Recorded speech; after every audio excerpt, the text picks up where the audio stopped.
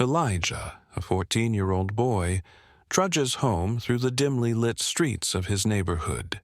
The weight of his day hangs heavy on his shoulders, working late at a small, underfunded grocery store to help his sick mother and younger siblings survive. The neighborhood is run down, with buildings that have seen better days, and streets that seem to breathe a sense of hardship into everyone who walks them. Elijah's family has always struggled, but his mother's illness has made things worse, and the burden weighs heavily on him. Despite all the challenges life has thrown his way, Elijah has always kept a kind heart, always looking out for others who may be suffering, despite having little himself. But his hope for a better life seems like an impossible dream, especially when he faces the constant prejudice and discrimination that his neighborhood is notorious for. There's a sense of hopelessness that clings to his every step as he walks home in the dark, just trying to make it to the next day. His life has always been one of survival, just getting by in a world that seems to have forgotten people like him. As Elijah walks home one evening, deep in thought about his family's struggles, he hears a faint cry for help. His heart skips a beat as he scans the street, searching for the source. The voice is weak, but it's unmistakable. Someone is in trouble. He instinctively follows the sound down an alley where the shadows grow darker and the air feels thicker with uncertainty. There, lying on the cold ground, is a pregnant woman, struggling to breathe. Blood stains her clothes, and she seems to have been hurt. Elijah's first instinct is to help her, despite knowing little about who she is. But as he kneels beside her, trying to offer assistance, he notices something that leaves him frozen for a moment. The woman is none other than Judge Rebecca Whitmore, a well-known figure in the city, famous for her tough stance on crime, especially against impoverished youth like Elijah. Judge Whitmore, known for sentencing many young people from neighborhoods like his to harsh punishments, was someone Elijah had heard about for years. She was feared, respected by some, and despised by others. But she had always been a distant figure in his life, someone whose decisions never really impacted him personally, until now. Elijah's first thought is to run, to avoid getting involved in something that could put him in more danger. After all, he's seen what happens when people like him get involved in situations with powerful figures like Judge Whitmore. But as he looks at her pale face and hears her faint gasps for air, something inside him shifts. Despite the prejudice she may have held in the courtroom, she is still a human being, and he can't bring himself to leave her to suffer alone. Without a second thought, Elijah gathers all his strength and gently lifts her, trying to move her away from the alley. But he knows he can't carry her for long. He's too small, too weak. He looks around desperately, his mind racing to find help, but there's no one around. It's just him and the injured woman in the quiet darkness of the alley. Elijah's heart pounds in his chest as he makes the split-second decision to carry her home, hoping his mother can help, even though he knows there's little she can do for such a severe injury. But he refuses to abandon her. Elijah's heart races as he carefully lifts the injured woman, Judge Rebecca Whitmore, onto his back. The rain has started to fall in heavy sheets, and the streets grow slick beneath his feet. Each step feels like an impossible challenge, his muscles aching from the weight of the woman on his back, but he pushes forward. He has no other choice. The woman is unconscious, and he can't leave her there alone in an alley, vulnerable to more harm. As Elijah trudges through the rain, the city seems to grow more and more distant.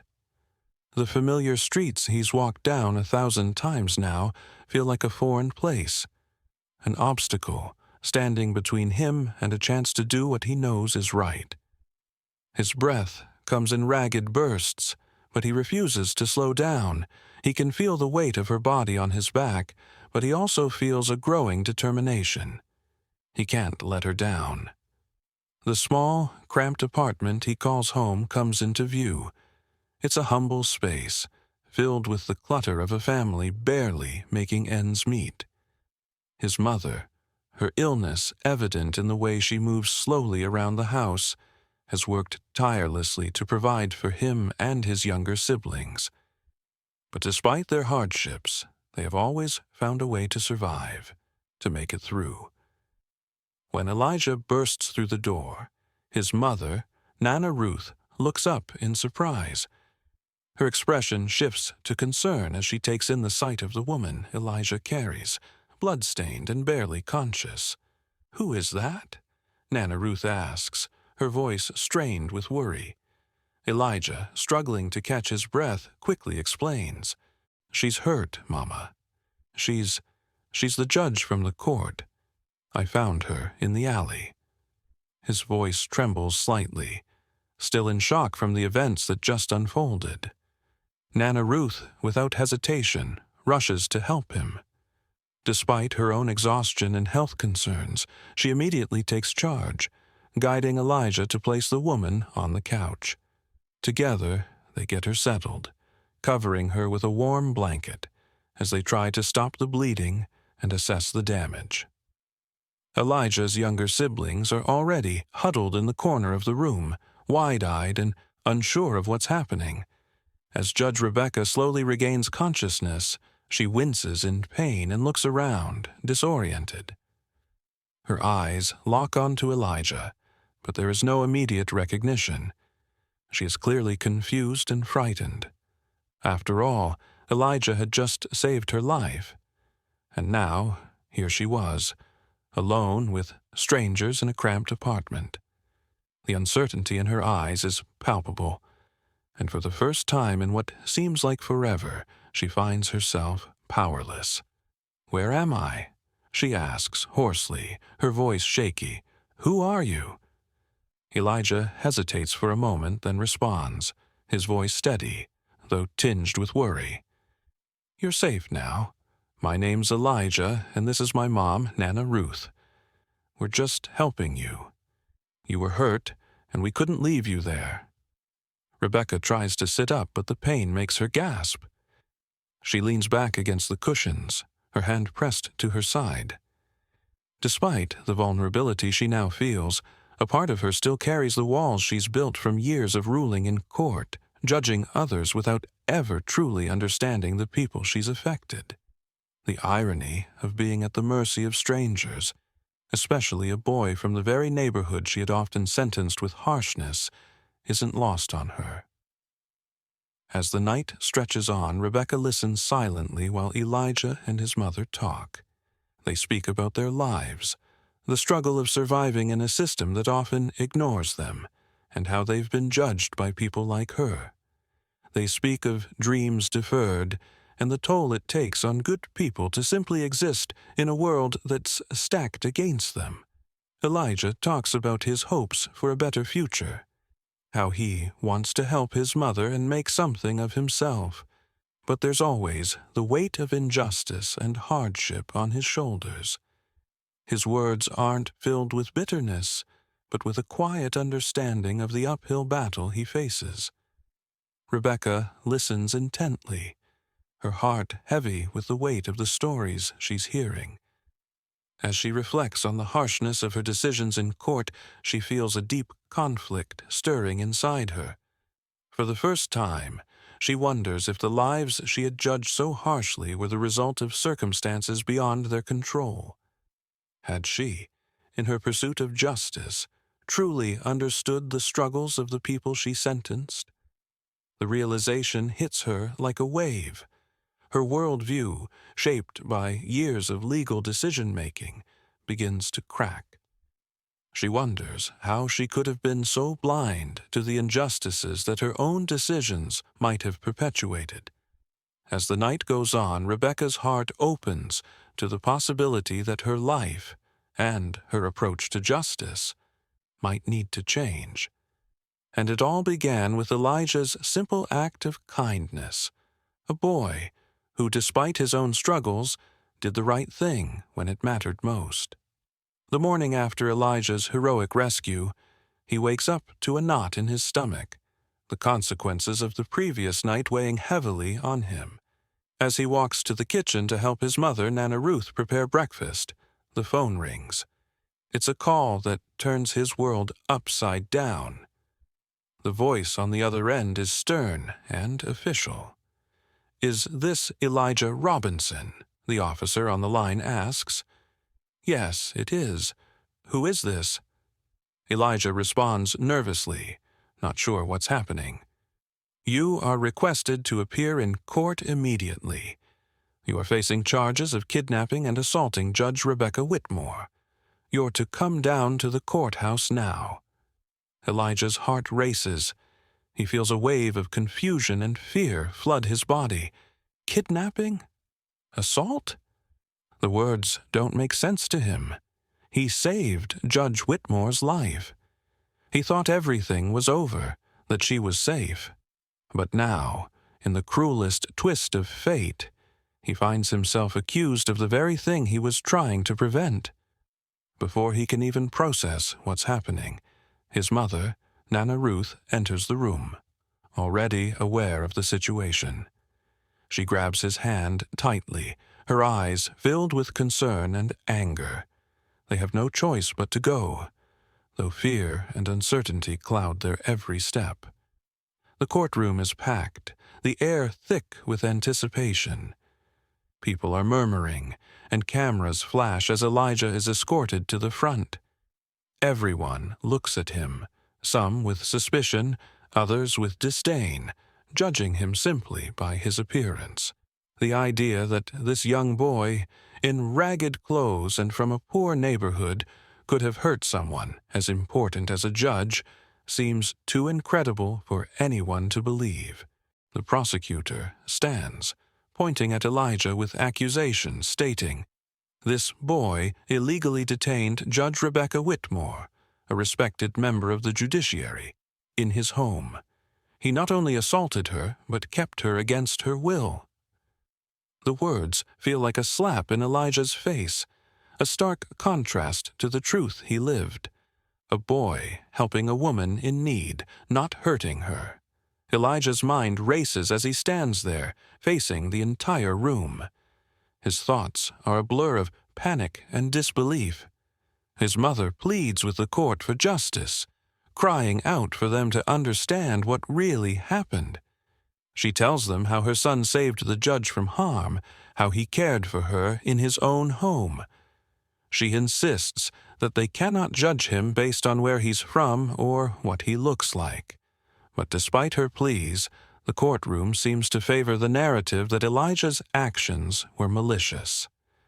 The media is already running with the story, focusing on the supposed dangerous circumstances Elijah allegedly put the judge in, rather than the truth. As the prosecutor continues to push for a harsh sentence, the air in the room grows even thicker with tension. The courtroom waits for Judge Whitmore to speak, to either confirm the charges or clear Elijah of any wrongdoing. The thought of her harsh judgments hangs heavy in the air, and everyone anticipates that, knowing her history, she will rule against him.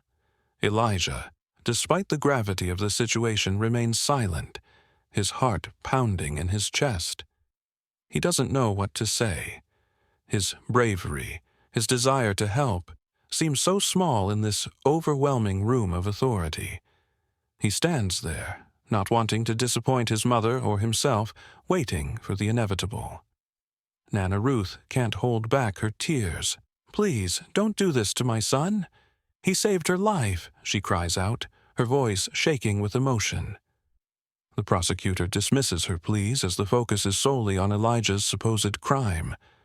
The audience, the jury, the courtroom, all eyes are on him, and no one knows what to think. The tension in the room builds, a heavy silence hanging over them all. The courtroom was hushed as everyone waited for Judge Rebecca Whitmore to speak. Her eyes were fixed on Elijah, who stood silently, his hands trembling slightly. The tension in the room was palpable. For the first time in his life, Elijah didn't know what would come next. Would the judge, the same woman who had sentenced so many like him to harsh fates, deliver the same kind of verdict he'd grown used to hearing for kids from neighborhoods like his? Would she see him as another statistic, another failure of the system she had upheld for so long? Or would she, just once, see him for who he really was? Judge Whitmore stood slowly, her posture straightening as she faced the crowd. There was a long, pregnant silence. And then, her voice broke through it. "I was wrong," she began, and the room fell even quieter. Elijah's eyes widened. The words were so unexpected, so foreign, coming from her. "I've made judgments throughout my career that I now see were based on the very biases I've always tried to deny. I've sentenced young people, like Elijah, to prison or harsh punishment without truly seeing who they were, what they had been through, or what potential they held." The weight of her words hung in the air. Elijah didn't move. He could barely breathe as her admission echoed around the room. People shifted in their seats, murmurs running through the crowd as they processed what they were hearing. I saw their backgrounds, their circumstances, and assumed the worst. She continued, her gaze never leaving Elijah. And I was wrong. The words were simple, but they carried a weight that few in the room were prepared to feel. Elijah stood frozen, unable to comprehend the gravity of what was happening. He was staring at the woman who had once been the source of his fear, the woman who had wielded so much power over his life. And now she was admitting, in front of everyone, that she had been wrong. Judge Whitmore's voice remained steady as she addressed Elijah directly, her tone softening. "This young boy, Elijah, has done more good in one act of courage than many people in this courtroom will ever accomplish in their entire lives. He saved my life. He treated me with more kindness than I had ever experienced from anyone. And he did it without expecting anything in return." She paused, her gaze momentarily faltering, as if she was wrestling with the enormity of her own reflection. "And yet I, someone who is supposed to uphold justice, have treated people like him as if they were disposable just because of where they come from." There was another long silence, broken only by the soft shuffle of people in the room, shifting in their seats, trying to absorb the weight of her words.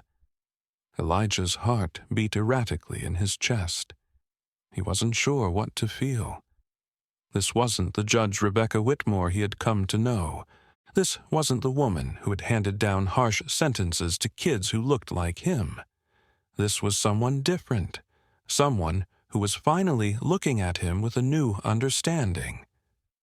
Judge Whitmore continued, her voice now firm and filled with resolve. "I've learned something today. Elijah, you've taught me that it's not enough to simply uphold the law. We need to look beyond the surface, to see the truth in people, to understand their struggles and their humanity."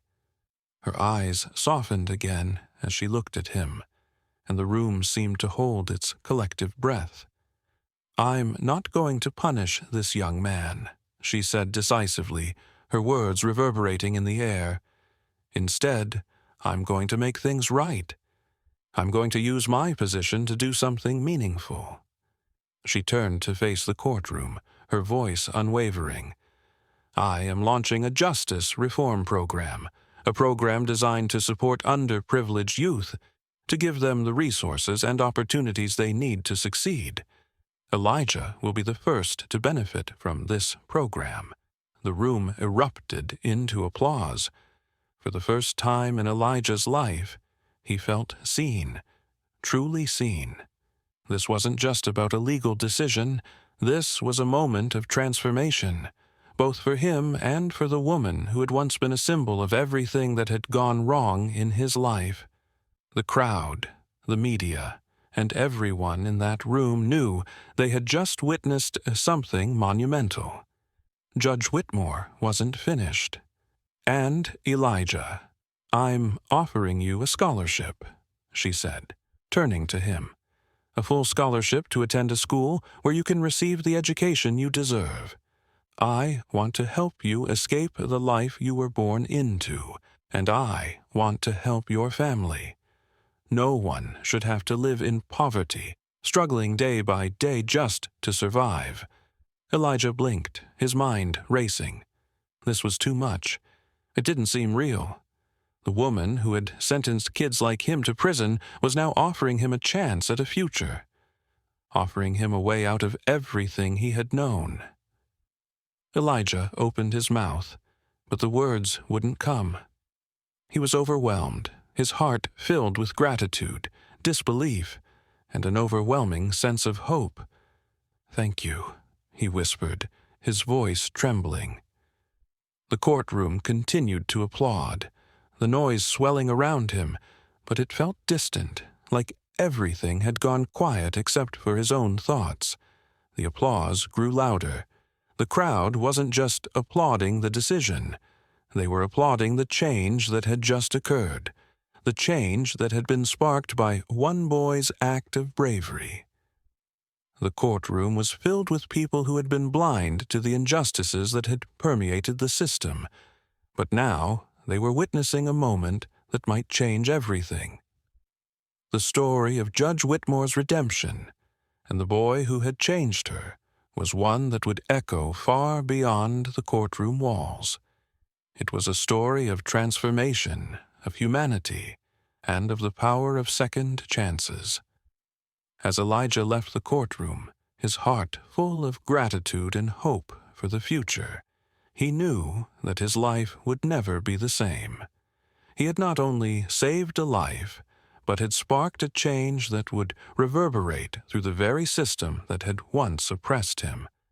And for the first time, Elijah felt truly free, standing on the threshold of a future filled with possibility.